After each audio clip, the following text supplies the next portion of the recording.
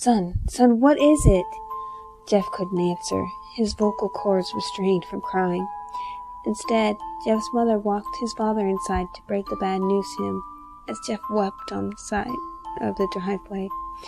After an hour or so, Jeff walked back into the house.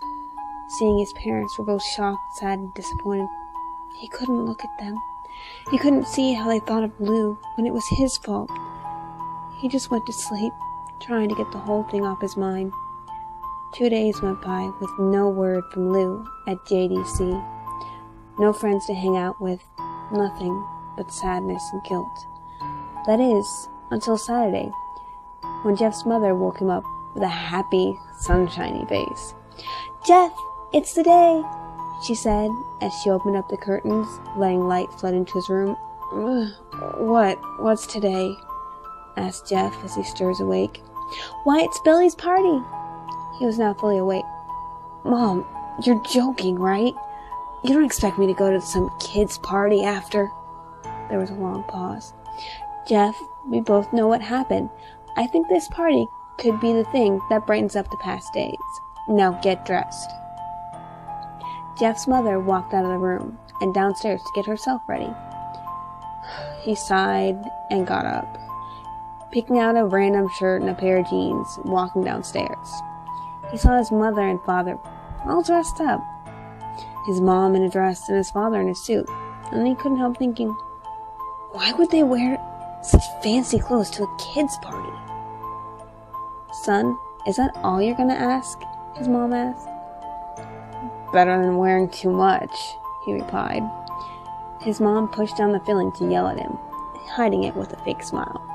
"Now, Jeff, we may be overdressed, but this is how you go if you want to make a good impression," his father replied. Jeff grunted and went back up to his room.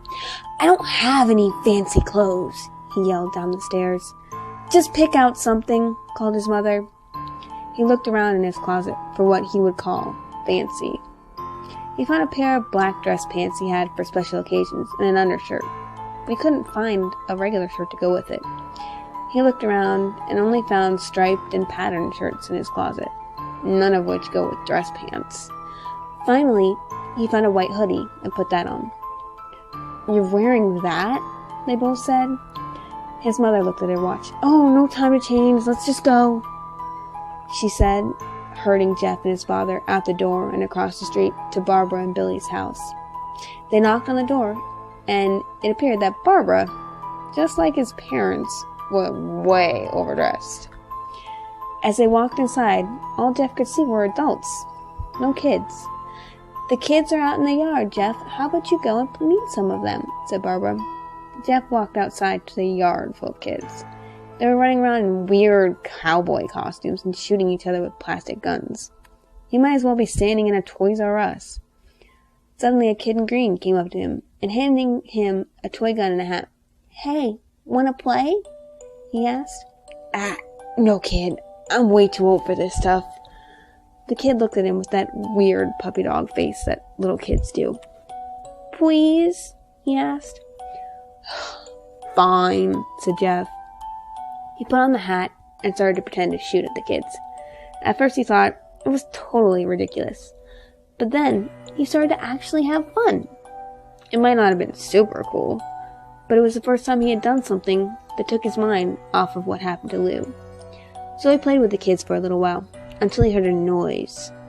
A weird, rolling noise, and then it hit him. Just as Randy, Troy, and Keith all jumped over the fence on their skateboards. Jeff dropped the fake gun and ripped off his hat. Randy looked over at Jeff with burning hatred in his eyes. "Hello, Jeff, is it?" he said. "We have some unfinished business." Jeff saw his bruised nose. "I think we're even. I beat the crap out of you and your group, and you got my brother sent to JDC. Randy looked even more furious. "Oh no, I don't go for even. I go for winning. You may have kicked our asses that one day, but not today." As he said that, Randy rushed at Jeff, and they both fell to the ground. Randy punching Jeff in his nose, and Jeff grabbing him by the ears and headbutting him. Jeff pushed Randy off him, and both rose to their feet. Kids were running around screaming, and parents were running out of the house. Troy and Keith both pulled guns out of their pockets. "Nobody interrupts or guts will fly," they said. Randy pulled a knife out, turning to Jeff and stabbing it into his shoulder. Jeff screamed and fell to his knees. Randy started kicking him in the face. After 3 kicks from Randy, Jeff grabbed his foot and twisted it, causing Randy to fall to the ground. He stood up and walked towards the back door. Troy grabbing him. "Need some help?" He picks Jeff up by the back of his collar and throws him through the patio door. As Jeff tries to stand, he is kicked down to the ground, repeatedly kicked by Randy until he starts coughing up blood. "Come on, Jeff, fight me!" He picks Jeff up and throws him into the kitchen. Then Randy sees a bottle of vodka on the counter. Grabbing it, he smashes it over Jeff's head. "Fight!" he repeats, throwing Jeff back into the living room. "Come on, Jeff, look up at me." Jeff glances up, his face covered with blood. "I was the one who got your brother sent to JDC, and now you're just gonna sit here and let him rot in there for a whole year? You should be ashamed of yourself." Jeff starts to get up. "Oh, finally, you stand and fight." Jeff is now on his feet, blood and vodka on his face.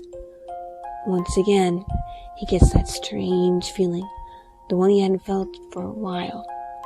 "Finally, he's up," Randy says as he runs at Jeff. That's when it happens. Something inside Jeff snaps. His psyche is destroyed and all rational thinking is gone. All he can do is kill. He grabs Randy and pile drives him to the ground. Getting on top of him, he punches him straight in the heart. The hard punch causes Randy's heart to skip a beat and stop. As Randy gasps for breath, Jeff hammers down on him, punch after punch after punch, till blood gushes from Randy's body, and he takes one final breath and dies. Everyone is looking at Jeff now. The parents, the crying kids, even Troy and Keith. Although they easily break from the shocked stare and point their guns at Jeff. Jeff, seeing the guns trained on him, turns and runs for the stairs. As he runs, Troy and Keith start firing at him, but each shot misses. Jeff runs up the stairs, hearing Troy and Keith following up behind him, letting up their last rounds of bullets as Jeff ducks into the bathroom. He grabs the towel rack and rips it right off the wall as Troy and Keith race in, knives held ready. Troy swings his knife at Jeff, who backs away and bangs the towel rack hard into Troy's face, knocking him down. And now all that's left is Keith. Unfortunately, he is more agile than Troy, and ducks when Jeff swings the towel rack. Dropping his knife and grabbing Jeff by the neck, he pushes him into the wall, knocking a container of bleach down on both boys from the top shelf. It burns both of them and they let out a horrible scream. Jeff wipes desperately at his eyes, best as he could. He pulls back the towel rack and swings it straight at Keith's head. Keith falls, but as he lays there, bleeding to death, he gives an ominous smile and lets out a dark chuckle. "What's so funny?" Jeff asks. Keith pulls out a lighter and switches it on, laughing again. "What's funny is that you're covered in bleach and alcohol. And Jeff, the thing about them both is they're flammable." Jeff's eyes widen as Keith throws the lighter at him, and as soon as the flame makes contact with him, it ignites the alcohol in the vodka. While the alcohol burns him, the bleach starts bleaching his skin, and he lets out a terrible screech as he's caught on fire. He tries to roll to put out the fire, but it was no use. The alcohol has made him a walking inferno. He ran down the hall and falls down the stairs. Everybody starts screaming as they see Jeff, now a man on fire, dropping to the ground, nearly dead. The last thing Jeff sees is his mother and the other parents trying desperately to extinguish the flames. That's when he passes out. When Jeff wakes up, he has a cast wrapped around his face, and he couldn't see anything, but he can feel a cast on his shoulder as well, as stitches all over his body. He tries to move to sit up, but he realizes there was some tube in his arm. And when he tries to get it up, it fell out, and a nurse rushes in. "I don't think you can get out of bed just yet," she said as she puts him back in the bed and reinserts the tube. Jeff sits there, no vision, and no idea of what his surroundings are. Finally, after hours, he hears his mother. "Honey, are you okay?" she asks. Jeff couldn't answer, though. His face was covered and he was unable to speak. "Oh, honey, I have great news. After all the witnesses told the police that Randy confessed of trying to attack you, they decided to let Lou go."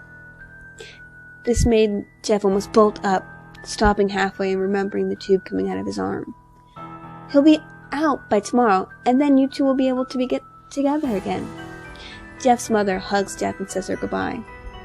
The next couple of days and weeks were those where Jeff was visited by his family. Then came the day where his bandages were to be removed. His whole family were all there to see it, what he would look like. As the doctors unwrapped the bandages from Jeff's face, everyone was on the edge of their seats. They waited until the last bandage holding the cover over his face was almost removed. "Let's hope for the best," said the doctor. He quickly pulls the cloth, letting the rest fall from Jeff's face. Jeff's mother lets out a scream at the sight of his face. Lou and Jeff's dad stare, awestruck at his face. What happened to my face?" Jeff says. He rushes out of the bed and runs to the bathroom. He looks in the mirror and sees the cause of the distress. His face, it was horrible. His lips were burnt to a deep shade of red. His hair was singed from brown to black, and his face was turned to a pure white color. He slowly put his hand to his face. It had a sort of leathery feel to it now. He looked back at his family, then back at the mirror. "Jeff," Lou said, it's not that bad." "Not that bad," said Jeff. It's perfect." His family were equally surprised. Jeff starts laughing uncontrollably, and his parents noticed that his left eye and hand were twitching. Jeff, are you okay?" "Okay. I've never felt more happily." "Look at me. This face goes perfectly with me." He couldn't stop laughing. He stroked his face, feeling it, looking at the mirror. What had caused this? Well, you may recall that when Jeff was fighting Randy, something in his mind, mainly his sanity, had snapped. Now, all he was left as is a crazy killing machine. That is, his parents didn't know yet. "Doctor," said Jeff's mom, "is my son all right, in the head?" "Oh yes, this behavior is typical for patients that have taken very large amounts of painkillers. If his behavior doesn't change in a few weeks, bring him back here and we'll give him a psychological test." "Oh, thank you, doctor." Jeff's mother went over to Jeff.